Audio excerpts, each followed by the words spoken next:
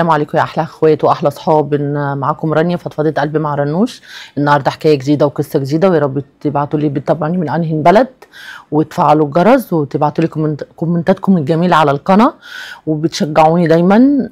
النهارده قصتنا، كنت دايما اؤمن ان البيت بيتبني على الثقه قبل اي حاجه، وكنت فاكر اني بنيت اسره على اساس صلب مستحيل يقع.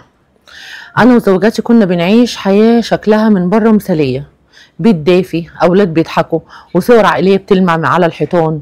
بس الحقيقة الصور دي كانت اوهام، والضحك كان مجرد ستار. كنت برجع من شغلي كل يوم تعبان، جسمي وجعني عشان اوفر ليهم كل اللي يتمنوه، وهي كانت بتستقبلني بابتسامة باهتة ونظرات غريبة، نظرات فقدت فيها الاطمئنان اللي كنت لاقيه زمان. في يوم من الايام كنت محتاج الموبايل بتاعها عشان افتح ايميل بسرعه، ولاول مره في حياتي حسيت اني متردد. ليه؟ مش عارف، معرفش، يمكن قلبي كان بيهمس لي بحاجه. فتحت الموبايل ولقيت رساله مش ليا، رساله كلها كلمات دافيه، بس مش دافيه ليا، دافيه لشخص اخر. قلبي وقتها اتشل. ازاي الست اللي اخترتها واللي شاركتني حياه عمري تدي الحنان ده لحد غيري؟ فضلت ساكت ايام وبراقبها، بحاول افهم، يمكن اكون غلطان، يمكن يكون مجرد سوء تفاهم. لكن الدلائل كانت بتتكلم كل يوم اكتر من اللي قبله. مكالمات طويله بالليل، ضحكه كانت زمان ملكي انا وبقت لحد تاني. لما جمعت شجاعتي وواجهتها بصيت لي بعينين فيها خوف، بس كمان فيها اعتراف. قالت لي جمله قتلتني: انا كنت ناقصها حاجه ولقيتها عند غيرك. الصدمه مش في الكلام اللي قالته، الصدمه اني حسيت اني عشت مع حد عمري ما عرفته. في اللحظه دي حسيت ان البيت كله بيقع في دماغي، مش بس بيت من طوب واسمنت، لا، بيت من سنين، من ذكرياتي، من ضحكات ما بيني وبينها، ولحظات كنا فاكرينها صادقه. فضلت واقف، مش قادر اعيط، مش قادر ازعق، حتى مش قادر الوم نفسي. كنت بشوف حياتي بتتفكك قدامي وانا عاجز، مش عارف اعمل اي حاجه. بعد ايام طويله من الصراع فهمت ان الخيانه مش غلطه لحظه، الخيانه اختيار. اختارت تهد الثقه، اختارت تقتل قلبي، اختارت تنهي حكايتنا. وانا اختارتني الحياه ان اكون الراوي الوجع اسمه الخيانه.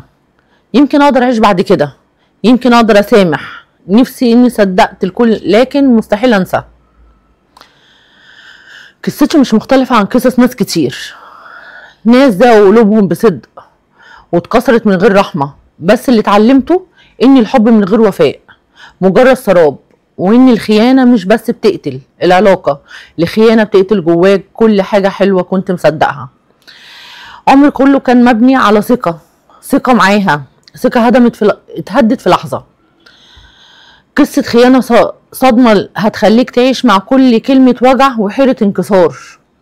مش مجرد قصة، دي حكاية بتتكرر في بيوت كتير، وهتلمس قلبك من أول دقيقة لآخر نفس. بصراحة موضوع خيانة الزوجة دي بتكسر الناس كتير قوي، وبتكسر الراجل قبل أي حاجة، بتهدي البيت على الحياة الأسرية اللي هم عاشوها. عشان كده يعني حاول الواحدة لو هي مش فعلا ما بتحبش البني ادم ده تنسحب بهدوء وباحترام، ويكون في ما بينهم كل وفاء وتقدير، على اساس لو في ما بينهم عيال انا اقدر ابص يعني هيجي في وقت من الاوقات هيبقى في كلام ما بيني وبينه، عشان في اولاد لازم يكون في احترام ما بيني وبينه برضه، عشان العيال يشوفوني يبصوا لي بصه كويسه يحترموني. لكن لو في خيانه او في حاجه زي كده، ليه؟ طب ليه عايزه تكملي؟ انت خلاص اخترتي طريق، يبقى اختاريه باحترام، ابعدي، اطلبي الطلاق مش عيب. لكن اللي انت عملتيه اكبر غلط، واكبر غلط في حياه عيالك وفي حياه جوزك. هيفضل طول عمره في حاجه ناقصاه، في حاجه هو حاسس ان هو اتكسرت جواه ومش عارف ايه سببها. هو كان شغال وشقيان عشان يجيب لك اللقمه الحلوه وحاجه او عيالك، ايه بقى اللي كان ناقصك؟ عشان كده اللي حست ان في يوم من الايام هتحس نفسها بتغلط، تسحب نفسها باحترام عشان الاولاد اللي ما بينكم. ده رايي، ويا ترى عايزه اعرف رايكم، وتبعتوا لي كومنتاتكم الجميله. وما كانت معكم رانيا فضفضة قلبي مع رنوش.